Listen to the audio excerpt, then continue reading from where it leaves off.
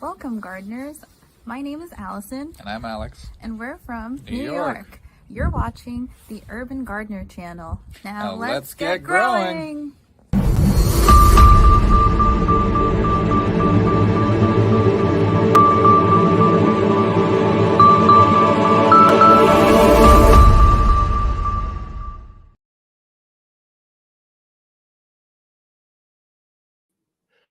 Welcome, gardeners, to Let's Get Growing, your weekly gardening livecast here on the Urban Gardener channel. And I'm Enoch. I'm your host for today's show.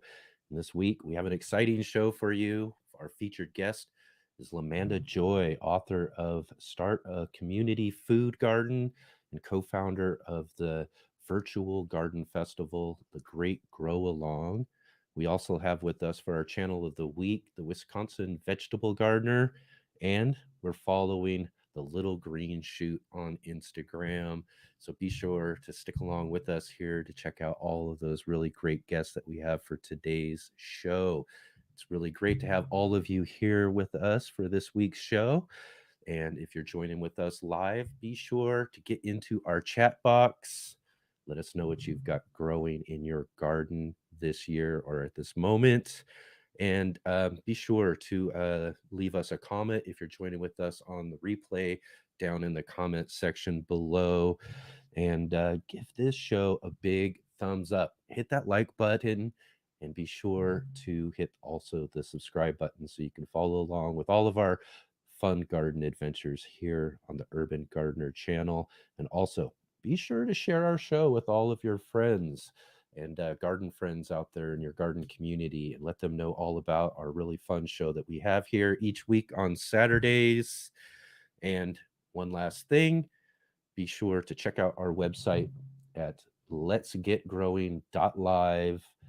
Go down to the bottom there and sign up for our seasonal newsletter and check out all the information on our upcoming and past shows.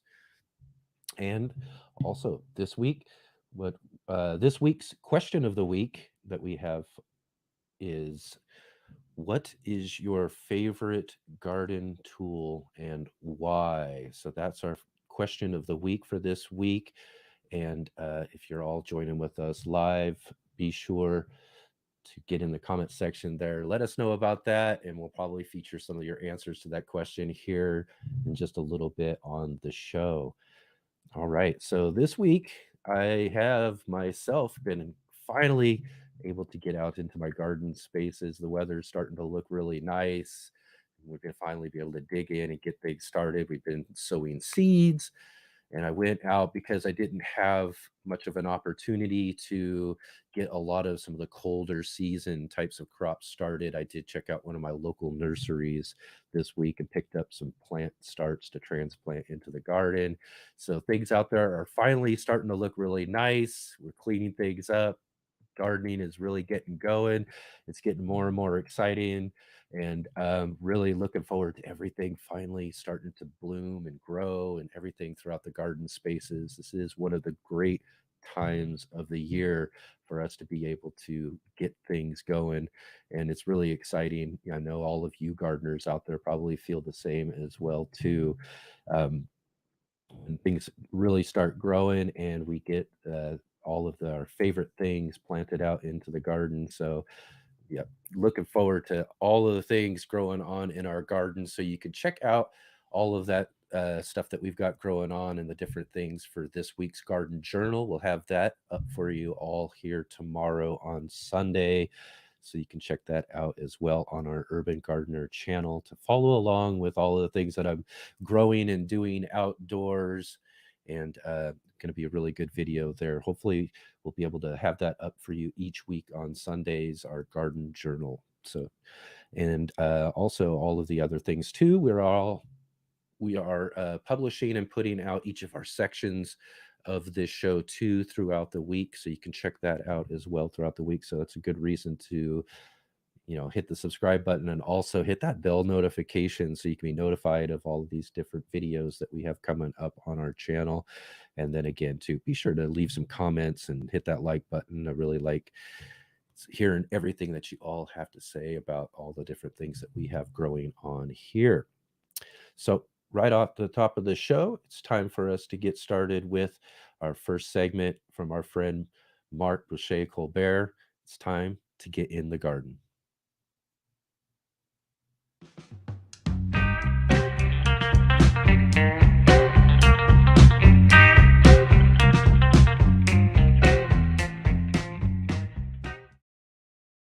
Hey guys, it's Mark BC, Mark Boucher Colbert. We're here for another episode of It's in the Garden. It's in the garden with MBC. What's that all about? Anyway, you can see that it is, look at the sky again. It wasn't this the same thing I was doing last week. In fact, it's Friday. I'm almost with you live this week. If I would have waited one more day, I could have been live. I have been waiting to shoot this video to get some clear skies, to get some nice sun, to get some dry weather. It hasn't come. It is very lightly raining right now, very almost a mist. So I just decided, let's just go do this. It's not going to get any better. Literally, we had these beautiful 3 or 4 suns out at the end of the week going into the Easter weekend, and then they just kept getting pushed back. It's always the way in the spring, bait and switch. Anyway, I'm here today to talk to you about when to transplant, when to direct seed, what are the differences, and why do you want to do this? And today it's so important that I made up some little note cards. There's so much to share, and I want to get it all down. So I'm using these blank poker cards, which are actually playing cards, poker-sized playing cards. They're actually great for taking notes, and the key word for today is it depends. Okay, so there's no hard and fast answer. There's very few things that I will only transplant or only direct seed. I'll mention some of those as we go along in the video, but for most vegetable crops, it's either or. By transplant, I mean raising something indoors and then putting it in the ground. And by direct seed, I mean just taking the seeds and dropping them into the earth, right? Even here you can see there's a little something funky. These are radishes, but they're actually sprouted. We're going to talk about that in a minute too, toward the end of the video. Anyway, let's get down to it. I want to review some of the pros and cons of direct seeding and transplanting with you, so you'll be able to think this through on your own as well and make the decisions about whether you want to direct seed something. In other words, take it right out of the seed packet and put it into the earth, or purchase a transplant or grow your own and then put those in the ground at the appropriate time. So let's talk about the pros. First of all, direct seeding, there's nothing special needed. Boom, nothing special. Just you got your seed packet, you got your soil. Of course, you're going to have to take care of your soil one way or the other. But aside from that, aside from your regular care of the garden, just as a garden, a whole garden, you don't need to do anything special. I'm assuming you're going to be watering your garden when it needs it. When the soil is moist, that's fine. With direct seeding, you can just put your seeds in and let nature's water take its course and help you get the seeds to germinate. Or you may need to water, but you need to do that in your garden anyway. So no problem. There's no increased hazard in terms of drying. When you get your transplants and you're taking care of them, they're in a very small little package of soil. And as that plant grows, its demands on that little small package of soil are going to become greater and greater. There's a high likelihood at some point that you might overlook something, not water enough, and thereby create some water stress for that transplant. So by direct seeding, whatever moisture is in the soil is available to your plant, and it's going to go try to find it as it grows and matures. Roots naturally grow. There's no issue of being root bound. Right here, let's look at that one. DS, Direct Seeding Pro. Roots naturally grow. So there's no issue of your plant getting root bound in a pot and just having nowhere to go. We oftentimes buy transplants at a store and we see those spiraling roots and we have to correct them. Otherwise, we know the plant's growth is not going to be good. It's going to stay very localized and will become stunted. So with direct seeding, that's not an issue. And the last and really important one is that your veggies are exposed to the sun and temperature conditions that will be part of the garden, of their life in the garden. Again, when you grow things indoors or you take something from a greenhouse, that's a protected environment and you must transition that crop to the UV light that's coming down from the sun, to the temperature fluctuations that are already present outdoors. And that takes some time and some skill. With direct seeding, your crops are going to respond naturally to that. Let's look at the cons of direct seeding. Okay, those are the pros. It's basically kind of easier. Nature's doing the thing for you. You have weeds to deal with. So there's 4 cons here. Weeds, temperature, a period of drought or dry, and the time waiting. So weeds are obviously specialized plants that have fast germination rates, and they're going to be trying to outpace your crop, and they'll probably evolutionarily do a better job at it. So you're going to have a lot of weed pressure. The temperature of the soil is a big factor in getting things to germinate, and because the soil is often waterlogged at this time of the year, it's going to be slow. It's going to be cooler than the air temperature. It's going to respond more slowly. So if you get an 80-degree day, you're thinking, oh, this would be a great day for my crops to germinate. That soil might still be in the 40s or 50s. It's going to have a lot of lag time before the soil temperature gets up. Later on in the season, the soil can get dry, and you're going to have to provide a lot of water to get those seeds to imbibe what they need and start on their journey. And then there's this downtime that you just spend waiting for the seeds to emerge. And especially in cool soil conditions, something like peas, for example, that can be up to a month. So your garden can look barren and vacant for up to a month, nothing apparently going on, and you're spending all that time waiting when you could be growing something there. All right, let's switch over to transplanting. The pros are you get an early start in the season, and that can be either convenient or essential. What do I mean by that? Convenient is like, hey, I have lettuce and I'd like to get my lettuce out a month early. I can get a head start on things that way. Essential is I've got tomatoes, I've got peppers, I've got eggplants. I got things that if I direct seed them, they're going to grow, but they're not going to mature enough fruit in my climate. They're not going to have a long enough growing season to mature and ripen their fruit. So even though I can plant them from seed in the garden and eventually they will sprout, they don't have a long enough growing time. I'm not going to get what I want out of that. Whereas lettuce, something like lettuce, I could put it in the ground and I am going to get what I want out of that eventually. So we grow certain things in transplants like tomatoes, eggplants, and lettuce because it's essential to get the fruit that we want if we're in a northern climate, and other things like lettuce just because it's convenient. This is a great part of the Transplant Pro, you get an InstaGarden, and that's a succession aid. Well, what do I mean by those two things? Well, first of all, you can go from having bare earth 1 minute to having a full planted garden the next. That's kind of fun. Instant transformation. You take stuff that's been growing somewhere else and you just put it in to your garden and now it's growing there. Instant. Also, succession aid. In our gardens, it's very advantageous to keep crops growing as continuously as possible. We don't have a lot of downtime if we want high production. So in order to do that, when we're pulling out one crop, imagine having something else that's already growing that we can put in its place. Of course, we could put seeds there, but then again, there's going to be some lag time for those seeds to germinate and get up to a place where they can start to fill in the garden and make it look good and productive and full. So if you have something that's already been grown and you can just pop it in, so much the better, so much the faster. You can use less seeds when you transplant.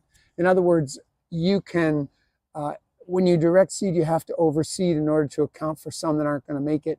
When you transplant, even if some don't make it, you're not planting those in. You're only taking the ones that succeeded. And again, you can, because conditions are so ideal generally where you're growing them as transplants, either indoors or in a greenhouse, you're going to get a much greater germination of the seeds that you do plant. So you don't have to plant as many. So it's a little more economical. The other thing is too, by planting a bigger plant, you can overcome, I didn't make a card for this, but I just thought of it. You can overcome some of the hazards that can attack or destroy young seedlings. I'm thinking of predators and some of the mollusks and some of the arthropods that love to devour our crops just as they're coming up. Sometimes we never really even see them. And we think, What happened? Am I a bad gardener? How come I'm not getting a good result? Well, something may be mowing your crop down right as it emerges. And when you have a transplant, you've got that much of a stronger plant, a head start to get going. Let's talk about the cons, because transplanting has some cons too, some disadvantages. Materials, time, watering, and dedicated space. You've got to have all the stuff that's needed, everything from the potting soil, the various kind of trays and pots. Those have costs. Your time to take care of things, the dedication to water, and then the dedicated space. I'm having this problem right now with peppers. I plant 10 or 15 seeds in a pot, and then those all have to be transplanted into other pots. So basically, every pot of peppers that I plant for indoor growth expands 15 times. I need 15 times more space at this point in the season. That's a big problem. The transitions that are required with transplants, as I mentioned before, when you have your young seedlings just coming up from the soil, they naturally accustom themselves to the fluctuations of temperature and the intensity of the UV.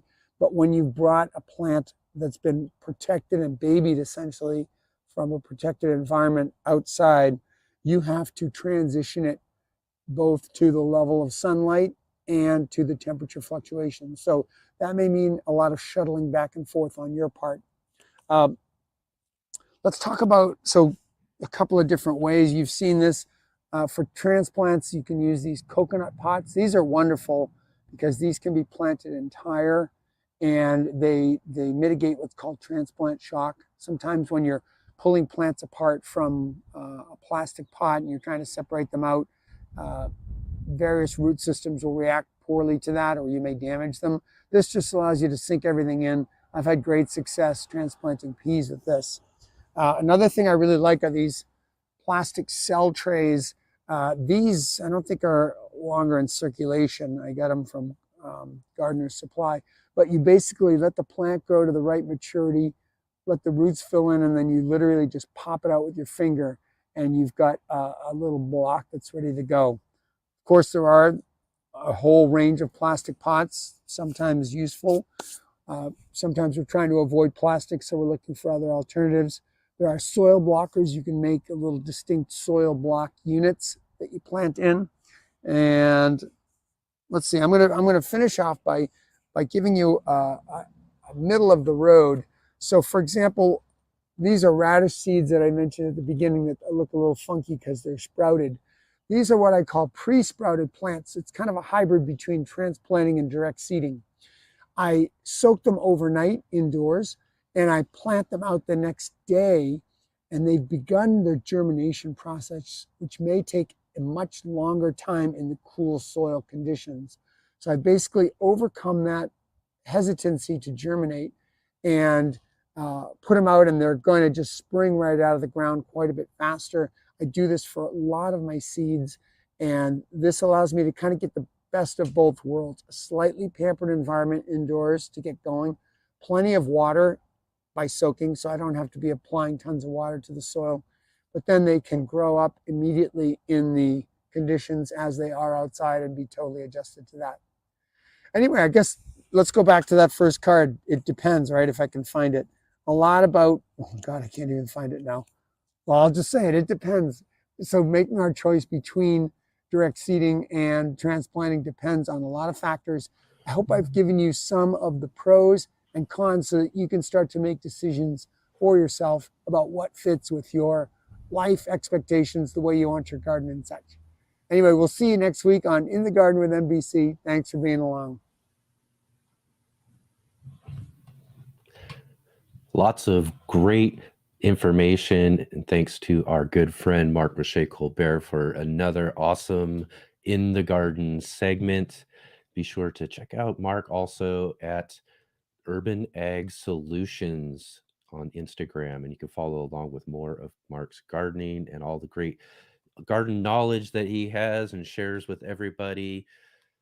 Now, I also wanted to kind of step back and thank Allison and Alex from New York for our audience introduction. And if you'd like to be featured at the beginning of our show and introduce our show, Also, check out our website at letsgetgrowing.live and check out our tab for getting involved with the show. And then you can be featured at the beginning of our show as well and help us introduce our Let's Get Growing live cast. Now it's time for our segment of Garden Stories.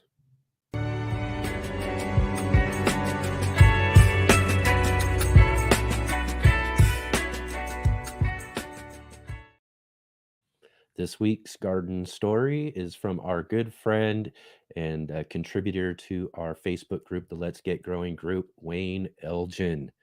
Now, Wayne lives in Los Angeles, California, and has been gardening for over 5 years. As a child, he did a little gardening behind the garage in the house where he grew up. So he could say that he has come full circle with his gardening. And the reason for that is that he is now living in the house that he grew up in, but his garden space and gardening skills have improved over the years. He gardens in the front and backyard of his house. Living in Southern California allows him to garden all year round. His weather temperature is pretty balanced with the help of the beach weather. Wayne says that his garden is his zen. He takes care of his younger brother, so gardening is very important for his mental health. He started gardening with small pots in the backyard to see what he could do. That worked very well for him, so he decided to challenge himself and search for more knowledge to expand on his gardening journey. Was it easy? Yes and no, but rewarding indeed. Now, his garden in the backyard consists of several fruit trees: peach, nectarine, apricot, pomegranate, fuyu, banana, and loquat. These are planted in the ground. Around these trees, he does have several raised beds, which he uses throughout the entire year to seasonally grow whatever he needs to eat and enjoy. In the front of his garage, he has several citrus fruit trees: caracara, Meyer lemon, kumquats, mandarin, blood orange, which all are in containers. He also has avocado trees. He is a big container gardener and loves to grow vertically. His front yard garden has great sun exposure throughout the year, so he's able to utilize the space very well. At the moment, he is growing tons of onions and garlic. Also in the front, he's growing more fruit trees: Valencia orange, mandarin, and Eureka lemon. This area is great for growing watermelons, peanuts, okra, and peppers since they love the heat. He is a believer in growing from seeds, but there's nothing wrong with buying starts from your local nursery. Flowers are grown in the front yard to help with the pollinators. So, this is a good gig to have, turning 61 years old in April. So awesome, awesome. Wayne is a great contributor and contributes photos and stories about his garden all the time in our Facebook group, the Let's Get Growing Gardening group. So be sure to check down below in the description for links to that Facebook group, and you can join along with Wayne in sharing all the great things in your garden, as well as go to our website again at letsgetgrowing.live and click the Get Involved tab, and you can contribute one of your garden stories to be featured right here on our show as well. We look forward to hearing all about what you have growing on. And now it's time for our segment on Instagram. Are you following me?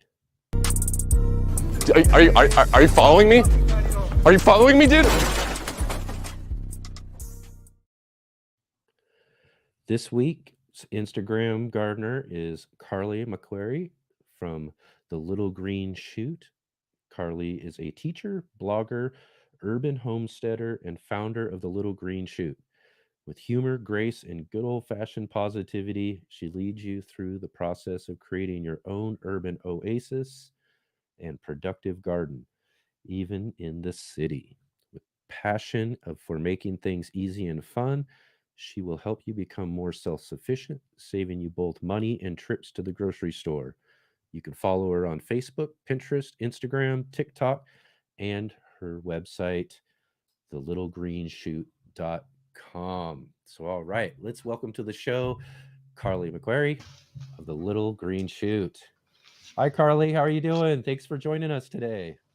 Hi, Enoch. It's so nice to meet you. Thanks for having me. You're welcome. You're welcome. Awesome. I really love your Instagram. You do awesome things, and it's really great to follow along with you there. So, right off the bat, I want to ask you what got you into gardening? What was one of your first gardening experiences? I love that question. I love like origin stories where people got inspired to do whatever That's they're what we're doing. all about for sure. Stories are so great. So I actually didn't grow up gardening. There weren't a lot of gardeners in my life, but I have a couple experiences that I feel like really shaped me. And one of them was my grandma grew up, or I grew up going to my grandma's house right on the Puget Sound, and she had a my papa was like a character, and he would do these crazy things like they lived in a house on stilts in New Guinea till my dad was in fifth grade. Like he got fool's gold, Wow. like some scam like that. And one of the things that he did was he came home with these two goats one day, and they were in a small town, but they had no property. So they had this little tiny like tool shed. And my papa comes home with these two goats in like this much space. And, goats like to have room, So, Right. anyways, over time, after my papa passed away and the goats had moved on as well, my grandma took this tiny little like goat area and made it into this little vegetable garden. And she would make me fried green tomatoes, and I just felt so special and so loved from that. She would grow zucchini and make a zucchini bread. And so I think that, like, even though it was just these little snapshot moments of this tiny little space, I think that definitely shaped me as well. And then when I was a teenager, my boyfriend at the time got me a job working in nurseries and greenhouses. And it was pretty much all over after that. Like I just completely fell in love with plants and gardening. You know how it hooks you in. That's right. It sure does. That's similar for me. Once you get started, once you get working with plants, you want to grow everything there is out there for sure. And Hmm. that's really great to also to have kind of that experiences when you're younger too with the garden as well too. I've only got very limited ones myself. I started my gardening when I was just a bit older, but it's the Hmm. same story. Once you get growing, you want to grow more and more and more. You get hooked, the passion just really takes hold. So what do you like most about gardening when you're growing in your garden? Um, it's one of those things, I'm sure you feel this way too. It kind of takes all these different aspects of my personality and fuses them into one. So I'm kind of thrifty. I love to save money. I'm kind of lazy. I don't like to go to the grocery store. And so having food that's just readily available to me for to pick for free right outside my door is awesome. And then I like to be creative, and I love nature and beauty. And so it's this kind of perfect combination where I get to have this great utilitarian thing, but then also it's just beautiful and it's a creative outlet and you can just enjoy. And then another thing that I wasn't actually expecting is the connection to my community. So because I have a small space, I'm out in the front yard a lot where, Yeah. my garden's kind of in my driveway. And just the connections I've made with my community through that. It's funny as we go down our street now, everyone has the same garden beds that I do. They'll come by and they'll be like, "Where'd you get those? Where'd you get those?" And so now we're like kind of this posse of these metal raised beds in our neighborhood. And it's just been so fun getting to know them, and all of us kind of starting gardening together. It's been really cool too. Yeah, that's really great too. And I have a similar kind of story of how I got started with doing all of the YouTube and sharing all my gardening on social media and all of that is I grow on these alleyway spaces running along my house and people are walking through all the time and I get a lot of my neighbors and people from the community or just come by just to check out what I've got growing on and it was a lot of them who encouraged me to start sharing everything. They're like, "Yeah, this is Hmm. amazing what you're doing here. You need to get out and share this with everybody else." And that's kind of how everything got started for me as far as doing the channel and leading up to this very show too, which is kind of something you never know where things are really going to take you when you get started, huh? I agree 100%. And I feel like what's meant to be will always find you. And those things, it's kind of like gardening, right? It starts with the seed of an idea and Yeah. you just kind of feel pulled towards something and it just kind of grows Yeah. on and on from there. So that's really neat that you've got the same situation. Yeah, what an analogy too. Start with a seed and see where it grows, right? Hmm. So, what are some of your favorite plants that you like growing in your garden? Well, I love variety, so I like to try all kinds of different things each year. But one thing I really recommend, especially for people who are looking to save money or people who are in a small space, is herbs. As you know, there's a huge variety of different herbs that you can grow. But the reason why these I think are great for urban gardeners is they don't take up very much space. They're pretty versatile. They're pretty forgiving. And I don't know if you've been to the store lately, but the prices of everything is bonkers. But herbs, especially, you'll see this little tiny thing. It's like $7 or $8. I'm like, Yeah. I've got this much of that growing right outside my door for free. And then, all the health benefits and I like to cook a lot, and I feel like when you throw some herbs on there, you can just look and feel super fancy with what you've got going on. Yeah. So I think those are a no-brainer for new gardeners in the city for sure. Yeah, it's really something to be able to just take something up out of your garden. And especially, like you said, when you look at the prices of things. I was shopping with my daughter recently, and she was also looking at some fresh herbs in there. And I was like, oh my gosh, all of that costs that much. I was like, if you need that, we'll stop by the house. I've got it out in my herb garden. And that's something I just Totally. got to doing this week too, was cleaning out and clearing out and getting everything shaped up for the herb garden this year too. So yeah, those are Yeah. really good ones. Herbs are a really good one to have for sure. Yeah. And So vegetables too. Like, yeah. I think especially growing vegetables that you can preserve to last all season. I love to grow tomatoes just like my grandma, but also Hmm. onions and garlic. We grow enough of those that we don't have to buy those at the store anymore. So that's awesome too. Yeah, Salad garlic. greens. Hmm. Yeah, garlic's one of my favorites too. And I always love, with garlic is, you plant them out in the fall and you put them in the ground, and then, winter passes by, and next thing you know, they're just popping up and shooting up from the Hmm. ground. We've got a whole bunch of them popping up all over the garden right now in both of my different spaces. I really Yeah. love garlic. My daughter loves garlic, and a Hmm. lot of the neighbors, my friends.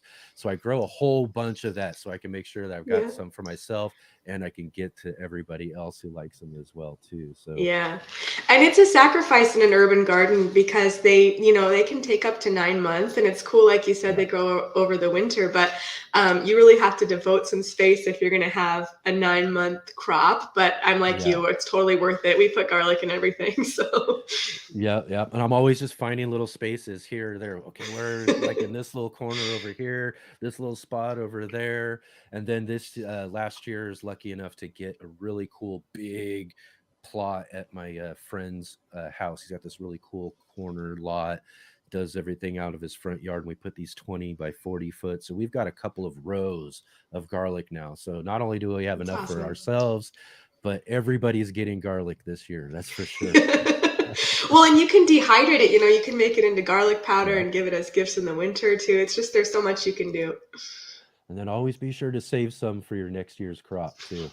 Yep. And that's when Always, you feel super cool because then it's like I not only don't have to buy it at the store, I don't even have to buy it to plant. It's like you plant it once and then it just is a gift that keeps going for you. yeah, yeah. It just, yeah, it multiplies every year for sure. Hmm. Yep. So we've talked about some of your favorite plants. What are some of those least favorite things that you find you don't like really growing, or presented a challenge to you, or something that you have a hard time having successes with in your garden? Because I know we all have them. Yeah, for sure. One thing that I don't really grow anymore is corn. And it's Okay. just because it takes up a lot of space and resources Hmm. in an urban garden. And I live in Washington, and so yes, we can grow corn, but a lot of times you put all that energy, that space sacrifice, it's needs so much nutrition. And then, your corn will be not developed all the cobs or whatever. So that's one that I've just kind of let go. I might try it again one of these days, but I'd rather use the space for something that's a little more productive Yes. than corn. Corn's delicious, but Yeah, yeah, it is. It's definitely one that takes up a lot of space, takes up a lot of water and nutrients, hmm all that sort of stuff. So, I mean, it really wants a lot out of your garden. But I love corn too. I love how fast it grows, hmm but again, you got to have a bunch of them. You can't just have a yeah. couple of plants. So you got to have a hmm bunch of them so that they can pollinate each other. And again, like you said, it just takes up a lot of space. And Right. I've kind of cut back on corn a bit myself. But again, like, I do have this new space at my friend's place. And that's something we've been talking about, is like this just a big, huge stand of corn. But we'll see where that goes. But I have to agree Yeah. with you about it taking up the space that it does. Well, and in an urban garden, there's so many careful choices you have to make because everything that you decide to plant is a decision not to plant something else, you know? And so Yep. as you get going and try different things, you find those things that give you kind of the most bang for your buck and that you truly love. And then you have Yeah. to let some of those things go, unfortunately. Yeah, yeah. I mean, we'd love to grow everything we possibly can, but you're right. hmm When it comes to smaller spaces, you've really got to consolidate what you want to grow down to the things that you're really going to be using, the things that, you really enjoy. And, hmm don't do the things that take up space or present too much of a challenge for you, so that you can keep using that space for the things that succeed in your garden. S- So you've been doing all this gardening and sharing online, and we're here for the Instagram segment. You've got a great Instagram with a lot of great followers. What inspired you to get out and start sharing this experience that you were having in your garden? It's a little bit like we were talking about earlier. It's like, I feel like you kind of go through life regular and then something just starts to pull at you. And it's like that thing where you can't say no, it just keeps pulling you in deeper and deeper. And I know a lot of people Yep. have had that experience with gardening.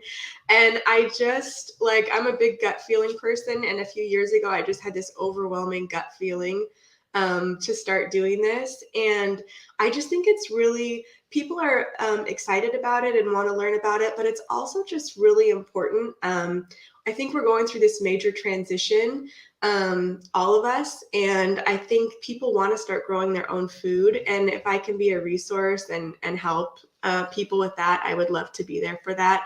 And it's just fun. It's beautiful. I love photography. I love writing, and so it's cool to be able to share on Instagram or any of those platforms the different things I like to grow. And it's nice I have a dedicated Instagram for that, so I'm not like bothering all my regular friends. Just like, I don't want to hear about your garden anymore, Yeah, that's really great. And like I said, you have a really great Instagram. You got a lot of great followers, and you share a lot of really great information. I really appreciate what you do as far as that goes. Do you have any like future plans for your garden, or any projects or anything that you've got coming up? Well, personally, my biggest, I hope, future plan, I've had a lifelong dream to move to a warmer climate. I'm in Western Washington, and that's a challenge for me, a little bit for my garden, but mostly for me. I would love to get some more sunshine. So that's a personal goal I'm working on. And then with the Little Green Shoot, we've got just tons of stuff going on all the time. I just finished a bunch of summits that were really cool and some giveaways. But the thing I'm most excited about right now is I actually created a course that's totally on demand online for people to learn about this and kind of go through the very beginning phases of where it's just kind of a plan in your imagination, and then making a garden space, getting planted, and then learning how to grow, how to harvest, how to actually cook the things that you use, and then even how to preserve them. So I'm super excited about sharing that with everybody too. Awesome. Awesome. That sounds great. And you mentioned you're from Western Washington. Where at in Western Washington? So I live in Vancouver right now, right by Portland, Oregon. I've been here for like Okay. almost 20 years, but I'm from the Puget Sound area, um, Okay. up by Seattle. Yeah. Awesome. Awesome. Yeah, I lived in the Kent and Renton area for many, many years. That's where I raised my daughter there, and now live just in Oh, the southern part of Oregon, down in southern Oregon. So yeah, not oh, too very nice. not too far from each other, some Pacific Yeah. Northwest gardeners. So, Yeah. um, so last question for you today is: do you have any advice or tips for new gardeners? Yes. Oh my gosh, so many things. How do I limit this? Okay. I honestly think the biggest thing is mindset. So giving yourself grace for when things don't go the way that you wanted them to. I think people, especially with gardening, for some reason, it's like if something doesn't happen the way they expected, they just immediately consider themselves like a failure, like it's not working, all those things when they just don't have the skills yet and it takes time to develop. So give yourself grace. Also, I would really recommend, starting small and growing what you love. I think a lot of times people grow all kinds of different things and it gets stressful and overwhelming. Really focus on those things you love. Yeah, great advice, and really great to have you here to join with us on our Let's Get Growing show. And thank you again for being here. Thank you so much. It was so nice to meet you. Thanks for having me on. Awesome. Follow Carly at the Little Green Shoot on Instagram, and we'll see you later. Take care. Thank you. Take care. Let's Get Growing is sponsored by IV Organic. Hi, my name is Charles Malky, biologist and plant expert with Ivory Organics, where we grow cool plants and author Saving the World with the Home Garden. Ivory Organic 3-in-1 Plant Guard has 7 natural oils that protect your plants, not just from the summer heat as well as winter cold, but also protects your plants from damaging insects and rodents. The oils in the product include castor, cinnamon, clove, garlic, peppermint, rosemary, and spearmint. These oils are natural insect and rodent repellent oils, which are encapsulated by the base powder, offering your plants months of protection at a time. 1 application per year will suffice for protection against damaging summer sunburn and winter sun scald, but if the target is pests, application as much as 2 to 3 times a year may be necessary.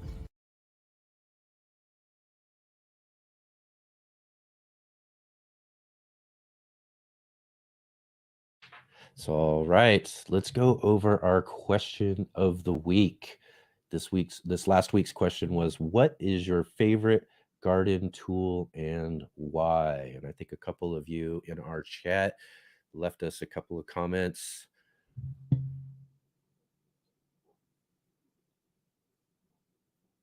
We've got Matthew Keziah says Stanley bypass pruners, comfortable grip, easy locking mechanism. Pruners, yeah, that's a real common one. We've got Rob's allotment gardening. He says favorite gardening tool is my hands. You can feel what you grow. That's absolutely true. And we also had a few comments left for us from our Facebook gardening group, the Let's Get Growing group, where we post our question of the week each week, where you can leave your answers to our question to be featured on our future show. And Mac McFarland said that his angle grinder to keep spades and round nose shovels razors sharp on job sites. Yes, that's a good thing to sharpen those up. We've got Diane Corrad says, my wheelbarrow, so useful for everything. Yes. Things can get real heavy in the garden. And Teresa Van Zyl says, pruners, I use it for cutting, pruning, and shaping. Just love cutting down something that does not belong.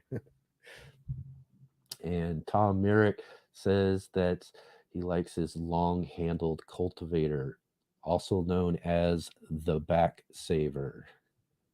Yeah, anything with a nice long handle where you don't have to bend over too much is awesome, especially as we get older. Laura Houston says her wheelbarrow because stuff is heavy, just like we said. Yep, definitely. Things can get heavy. It's great to have a wheelbarrow to move things around. And our friend Nancy Hood also agrees that her hands are her favorite tool. I dig, plant, pull weeds, put mulch on, transplant, pluck off bad guys, and feed them to the chickens, pray, and harvest with them. Definitely. I love gardening with my hands too. That's one of my favorite things. There's nothing like getting your hands in the soil, getting them all dirty and feeling the earth and soil and just really connecting with everything in your garden directly. But some great tools that you have there as favorites. This next week's question of the week is, what is your favorite fruit tree? Now, I've got a lot of favorite fruit trees here in our garden. We plant a lot of trees in containers, and I think my favorite right now is the peach tree I've got. But I'd love to hear about what your favorite fruit tree is. You can go and check out our Facebook group, the Let's Get Growing group, and got a link for that down in the description below. And you can join that group there. Check out our question of the week. Leave an answer for us that we can feature on next week's show. So now it's time for our next segment, our channel of the week. Hi, Ultimate Gardeners. Hi, my name is Nathan. Hey guys, what's up? I'm Rachel. Now, this week's channel of the week, we have with us from the Wisconsin vegetable gardener, Joey and Holly Baird.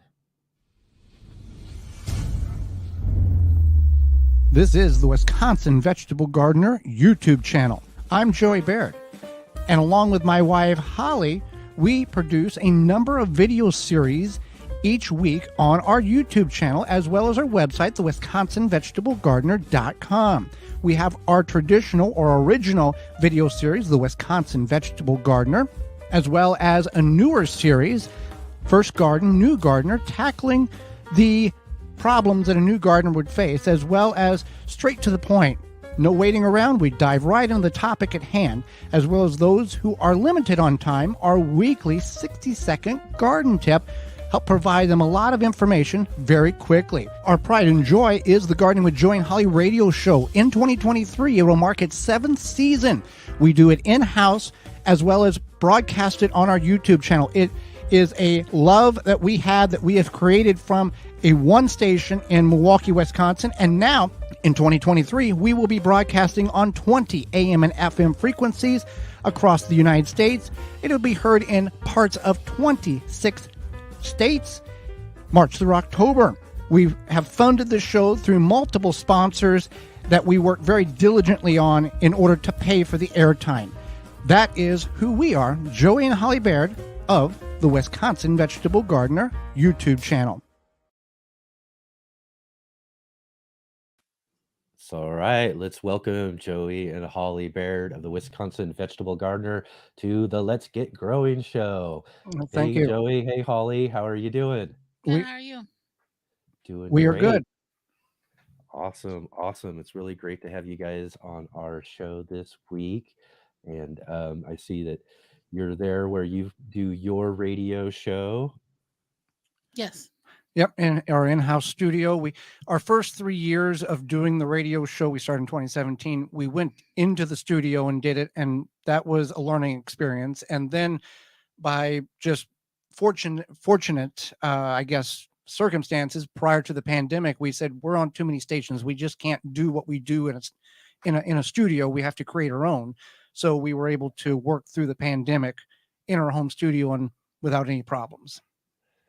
Yeah. I think that time of our lives has really kind of showed us to be a little bit more self-sufficient. And again, too, that's so kind of how my whole idea for my own home studio kind of got started as well, too. So we talk a lot on our show about garden stories. I've got 2 of you here, so I'm sure that we've got a couple of different garden experiences. I'll let each of you take a turn there. How did each of you get started in gardening? Yeah, so I grew up in the city of Milwaukee, and we had a very small backyard garden. It was probably about 4x4, 4x6, but it was something that we grew vegetables every year. And my parents did have some landscaping plants. I remember having a bleeding heart bush specifically. And then we also composted behind our garage. So we had a little compost pile, and we would throw sunflower seeds in it. every year and grow some nice sunflowers because it had a nice southeastern exposure to the sun. So that was my experience in gardening. And then I met Joey, and he was a totally different type of gardener. I grew up in Southern Illinois on a large farm. We always had some type of large garden. So as far as I can remember, we have always gardened on the farm in some form or fashion. It was always as many things as we could grow because we had the space. And Mom is a very heavy in canning, so we would put up 20 or 30 quarts of ketchup a year, multiple quarts of green beans, grape juice, grape jelly, fill in the blank, that we canned that. So that's the experience that I had growing up. Never knew anything different.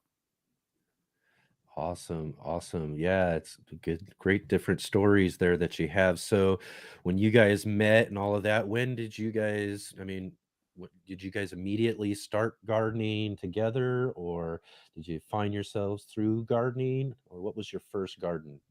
So I think our first garden together is so I had moved to the St. Louis area for a job transfer, and that's where I met Joey. 14 days later, and we've been together ever since. I met Joey, who's from Southern Illinois, so he's from the southeastern part of way down there. Southeast from St. Louis, and we eventually grew, I think it was tomato and peppers. Yeah. Yeah. In containers on your balcony. Yeah. And then I remember chasing off, was it a raccoon or a possum? Something like that. Yeah. And then eventually we moved to another place and grew on our patio. And then after I moved back to the Milwaukee area, Joey came with me. My mom has this huge backyard for a city. And she's like, if you want to turn this into a garden, please go ahead. That means I don't have to mow the grass. And that's where we started to really garden together on a larger scale. Yeah, awesome. Awesome. So what were some of those first plants that you guys got started? Well, I guess you mentioned tomatoes and peppers that you did on a balcony and everything, but when you got into the ground space and really started gardening, what were some of those favorite plants that you guys started growing? I think root crops, aside from the tomatoes and peppers, just being able to grow onions, beets, potatoes were definitely exciting. Not that you can't grow root crops in containers, it's just a lot, I think, easier in the ground. Right. A 10-foot row of potatoes produce a lot more than 3 5-gallon bags, grow bags on a patio. Yeah. Yeah, for some of us, we're just kind of limited to being able to do that sort of stuff, but it's always awesome if you do have that in-ground space to be able to really expand it out. Like you said, you could get a lot more potatoes, and that's for sure. So I seem to kind of garden those in containers for fun when it comes down to it, because you only get so much. And you want to grow something, if you're in containers, you want to grow something that's going to continue to produce, like basil or rosemary or tomatoes, where it's a continual harvest throughout the year. It's not just one and done. That's right. Which is great. But it's like I spent all this time for 4 potatoes. And that's one of the things that I say, like, I've done a couple of videos, each year on the container potatoes. And it's one of the things I always say is that you never know what you're going to get until you pull those up out of the container. You don't know what's down in the soil there. I had so many years of just these big, beautiful potato plants coming up out of these containers. Just looks awesome. And so my hopes are really high. I'm like, oh, this is really great. And then you only get a couple of little ones out of it. But still, kind of fun to be able to do that anyways. But again, you're totally correct when it comes down to it. Growing in the ground when it comes to potatoes and root crops is probably the best way to get the best type of harvest out of those. So what are some of your least favorite plants to grow in the garden? I know you're a really good gardener and all of that, but there's got to be some that really present kind of a challenge to you, right? For some reason, we cannot grow broccoli or cauliflower. We can grow other brassicas like kale, cabbage, even Brussels sprouts. We do great Brussels sprouts. Yeah, but broccoli and cauliflower, for some reason, just don't do well for us. We have friends who live in the same area who can do that. I don't know why it doesn't work out for us. And it's not a huge deal because you can purchase things like that at a farmer's market, but it was frustrating for us. And we can take that 2 square feet of where that cauliflower or broccoli plant would be, and throw a tomato plant in there or a cucumber, and we're going to get a lot more production out of it and spend the $2 somewhere else and buy the plant that we can't grow, because tomatoes in the summer are next to gold in most areas. The volume or the value of them, because there's nothing else that's comparable to them. But doing that, we cannot grow that broccoli or cauliflower at all. There's years when we have potatoes. We did fairly decent a couple of years in the garden that you see on the video series, and then that really diminished, and we've done everything possible to make that happen. So we have stopped growing potatoes. Holly's sister's backyard, we can grow potatoes phenomenal every year, no questions asked, and that's about 8 miles as the crow flies. So you learn when you do this enough, as you found out, there's certain things that I could fight and make it grow, or I can just put something in there that's less of an effort and get more of a production out of it. And then I can supplement the difference at a farmer's market. Yeah, definitely. I mean, if something's taking up the space and isn't doing too well, you could definitely be doing something else. And similarly for me, I mention each and every week here, actually, pretty much, is that brassicas are my challenge as well. I did have somewhat success this last year with my broccoli. I'm hoping this year we do even better. But, like you said, too, it's amazing. I've got neighbors, I've got friends that are here locally who grow some amazing broccoli, grow some amazing cabbages. And just for some reason in my space, it just doesn't work out as well.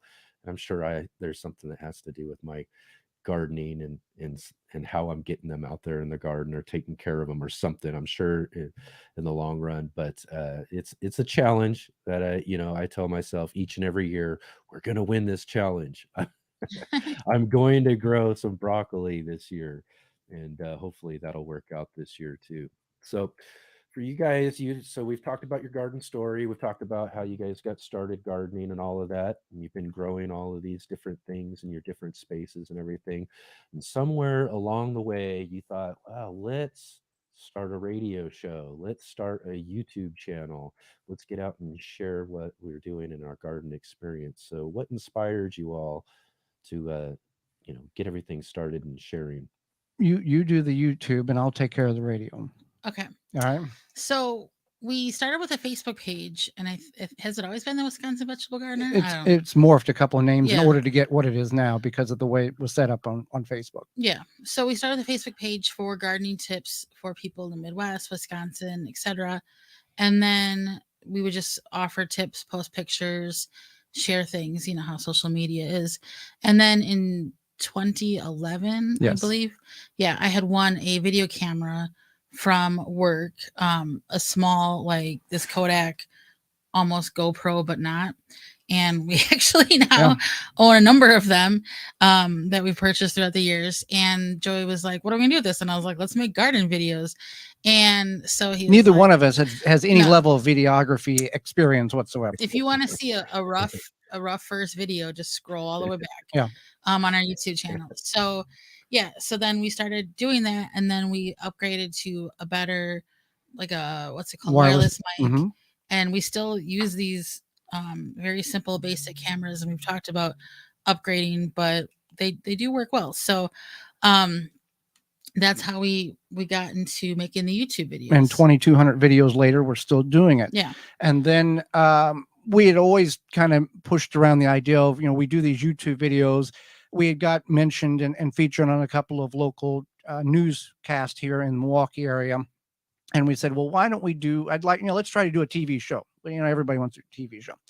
So we had, in the process of doing the YouTube channel, we had stumbled upon a guy named Joe Lampo. We didn't know who he was.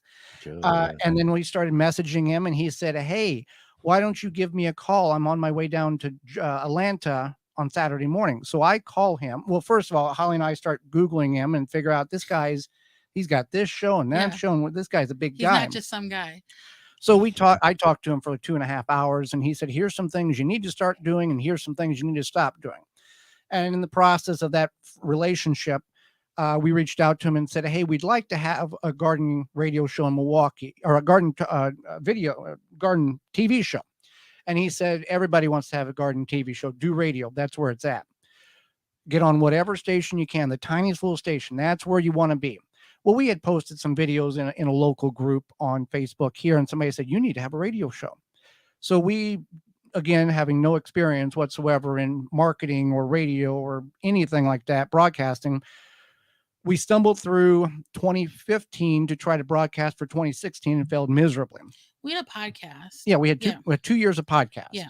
And we have one sponsor that's still with us from those years, rootmaker.com. And so we stumbled and we made 1% of the budget that was required. We have to pay the airtime for all the stations we're on, and through sponsorship, we're able to do that. So then in early 2016, we were both full-time employed, and I got laid off at the job I was at, got a good severance package, the whole deal. And I said to Holly, let's try this radio thing one more time since I got a little time. And you didn't want, you were not happy with it because of how bad it failed in 2015. Crashed and burned. Yeah. So we got a hold of Mike Novak, Nikki Jabor, Doug Oster, and said, hey, here's what we're attempting to do. You've done it very successfully for many years. Tell us what you know. Tell us what we should know that, enough to help us out. And we had conversations with them. And from there on, we reached out to companies and said, here's who we are. Here's what we're doing. You want to sponsor us? And that first year we had 18 sponsors. And now, 7 years later, we're on not one station, but 20 stations. And we have currently 27 sponsors. And the stations are giving us extra replays because they're getting so much, so many people are wanting to listen that can't listen when the show originally airs. So that's where we're at 7 years later. And we've built a massive database of companies local to each market and nationally that we work through each year in order to get the responses and the amount, the yeses to pay for the airtime. Excellent. Yes. Persistence pays off, right? There's you got to have a lot of patience because you're going to get a lot of no's. As of right now, I have gotten 966 no's to the 27 yeses that we've gotten for sponsors this year. That's right. You got to stay on it. And that's kind of similar for me as when I first got started with my YouTube channel too. And I agree with what Holly was saying. Go back to my old catalog and see some really, really fun and creative videos for sure. But as long as we are better the next video, we learn from each video and we get better. That's the goal here. Yeah, there's one video in our basement and the lighting is so terrible. But the audio is good. The audio is good. Audio is good. Yeah. That's what they say. As long as your audio is good, you're good to go, you know. But definitely. And then, similar what you were saying there too, there were several different instances where, I'm like, I want to expand my channel into interviewing and meeting other gardeners and all of that. And you get plenty of no's right off the bat.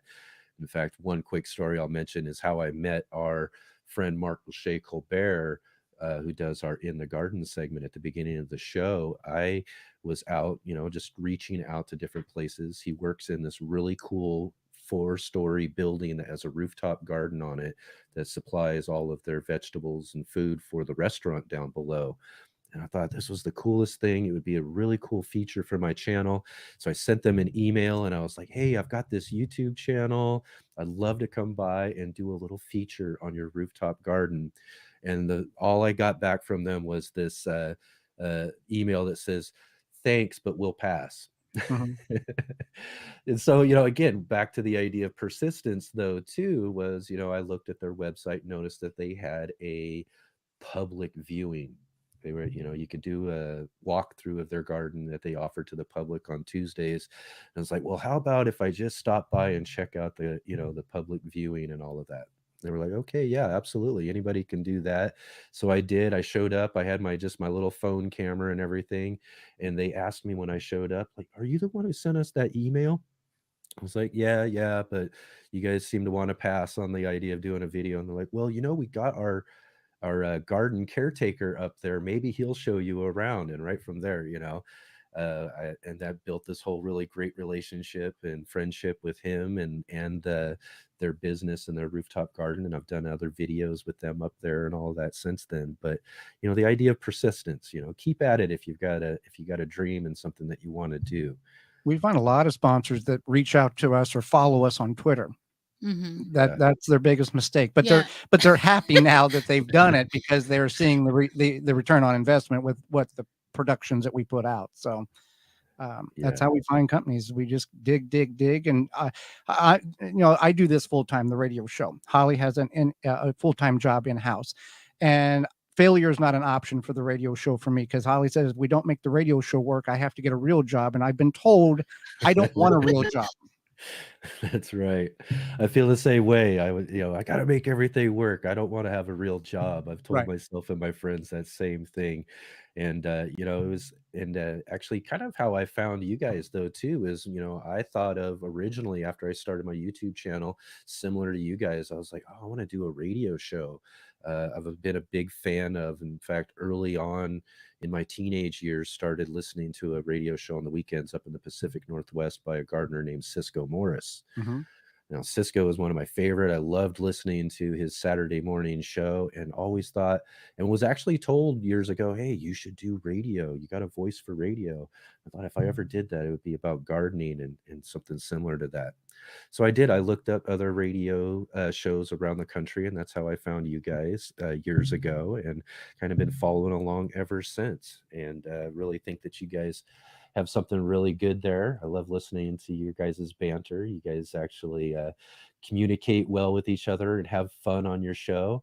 And plus, you have a lot of really great guests and everything, similar to what we're trying to do here on our show, too. So I encourage everybody to go out and check out Holly and Joey's radio show and YouTube channel for sure, where they also feature a lot of those segments from the radio show.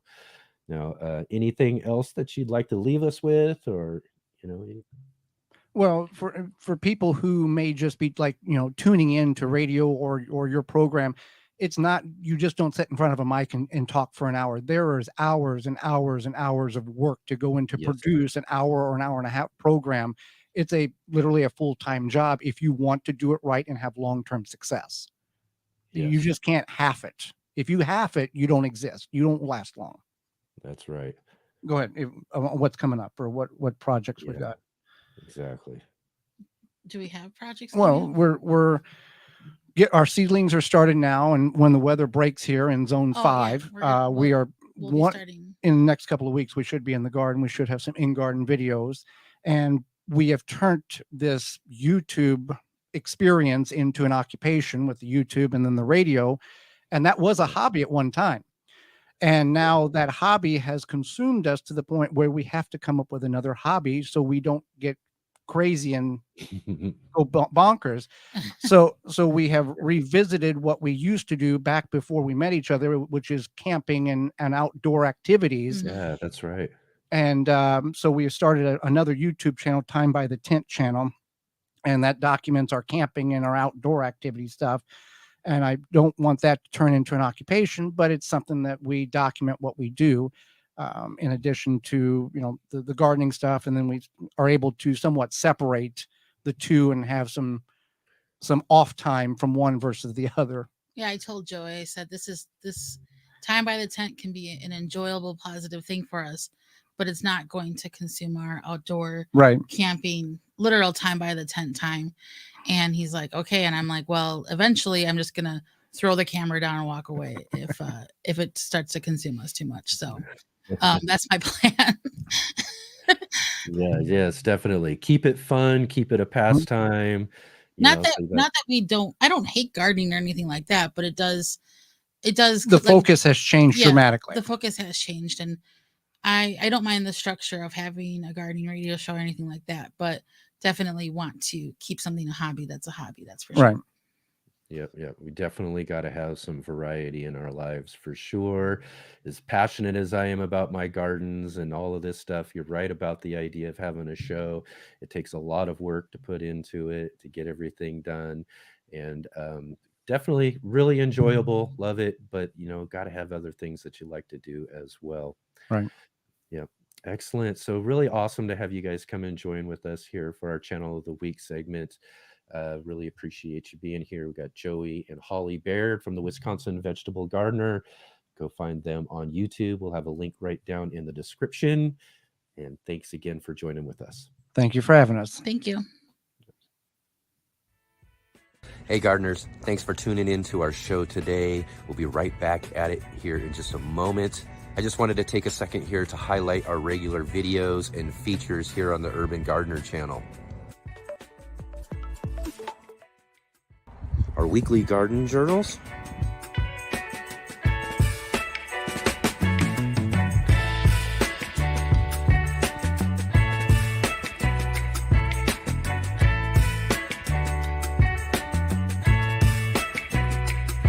and our incredible featured visits.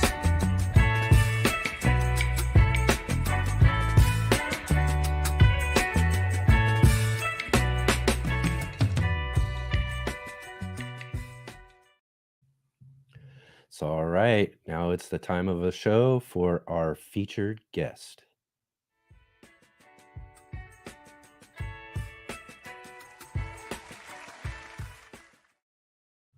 This week's featured guest on the Let's Get Growing show is LaManda Joy. LaManda is an author, speaker, master gardener, and a firm believer that the world is a better place with more gardeners in it. She is the founder and former executive director of the award-winning Chicago-based nonprofit food gardening education program, Peterson Garden Project, and the author of Start a Community Food Garden, the Essential Handbook by Timber Press. LaManda frequently speaks on the importance of community and gardening education across the country in both public and business settings. She is co founder of the Great Grow Along, a virtual spring garden festival dedicated to bringing together the worldwide community of gardeners with great education, connection, and joy. Let's welcome LaManda Joy to our Let's Get Growing show. Thank you, LaManda, for joining with us this week. Hi, thank you. I'm excited to be here. Awesome. Awesome. So great to have you here. I'll just quickly share a story about how I came to know you. I was years ago, after I've just really started growing my passion for gardening, wanted to expand on some of the smaller spaces that I had, and I wanted to find a community garden in my area, but there wasn't any that was local enough to me. So I immediately thought, well, you know what? If there isn't one that's local enough to me, I'm going to start one myself. And then right about the time that I actually thought about this, I was putting out some posts on a Facebook group that I have about the idea of wanting to start a community garden. And someone contacted me and said, oh, you know what? There's actually someone who's already getting the start of process to do one at our local park called Union Park down the street from where I lived. And I thought, oh, that's great. And at the time I had purchased your book. Good. Start a community food garden, and with the idea again that I was going to do that myself. And then I went and met up with the lady who was starting the one at the Union Park, and I then loaned the book to her so that she could make sure she had all the great pointers that she needed in order to get that garden started.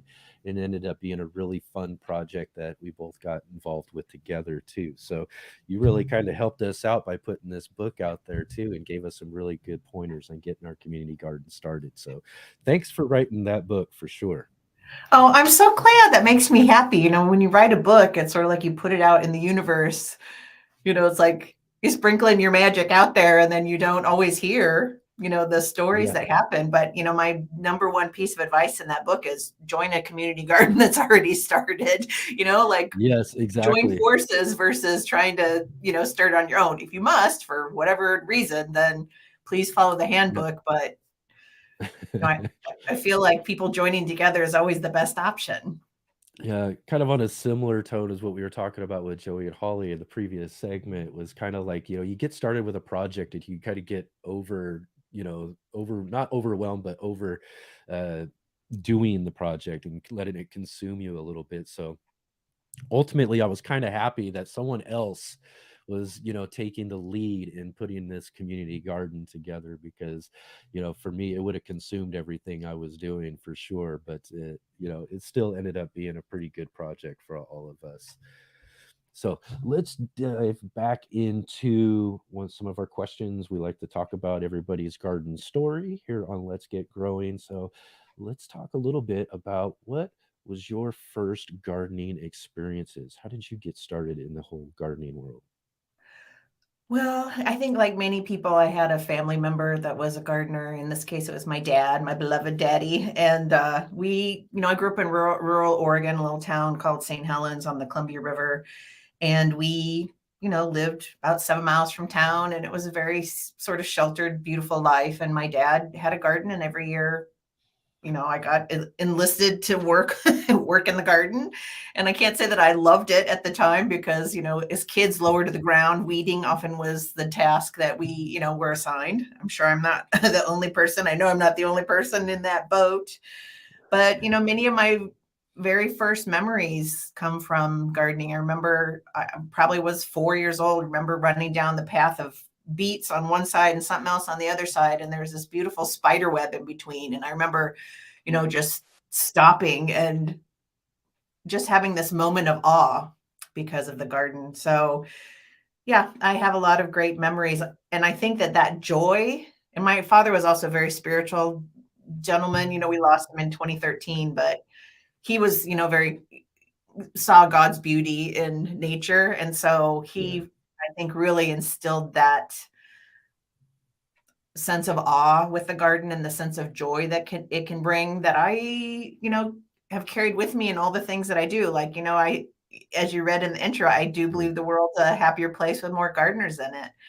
And I'm sure that is just a direct reflection of my tutelage in the garden with my wonderful father. Yeah, that's really awesome. That's a great story too. A little bit later on in life for me, but a similar thing as I was getting started with my garden, I'd have my daughter around, and she's just, she's a little bit older. She's in her early 20s, but she took kind of that same kind of thought, like, oh, weeding and all this stuff. I'm not too sure about all of that. But again, through my passion and the things that I've been doing through gardening, she's found it just a little bit more fascinating each and every year. And this year, she finally came to me and said, Dad, I want to grow my own cucumbers like you did that first time that you started gardening too. So I'm looking forward to be able to help her get her first garden started. But really great story when it comes down to it. I really love it how a lot of us can get involved with family members and people we really care about who kind of, teach us and kind of get us, started on that passion for growing things and all of that. And you're absolutely right. We need more gardeners in the world. It's even better when there are. And the gardening community is one of the best gardening or communities that I've gotten to know anywhere in my life. So again, more. And that's what we love to do, is be able to share with people and help them grow their passion for growing as well too. So when did you grow your first garden on your own?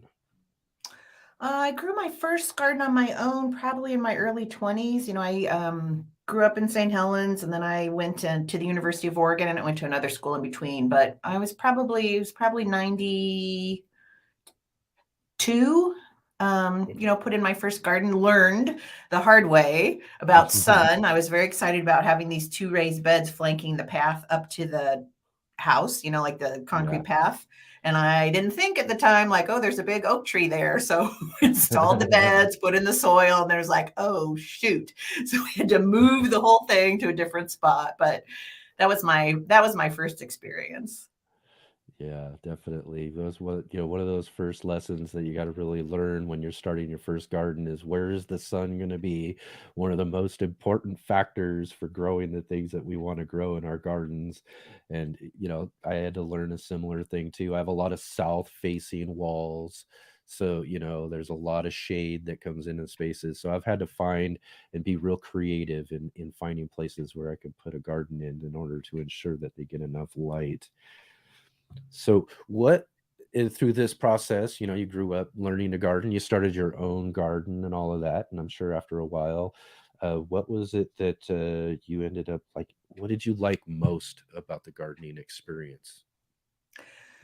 Well, I want to fast forward a little bit to my second adult garden, and that's when I was living in Chicago, and Yeah. I had many years where I wasn't able to garden, and there weren't a lot of community gardens. And I was living in a condo at one point, and I could have sort of rallied everybody, but I really just wanted to grow food. Like, my thinking back then was, if you can't eat it, why bother?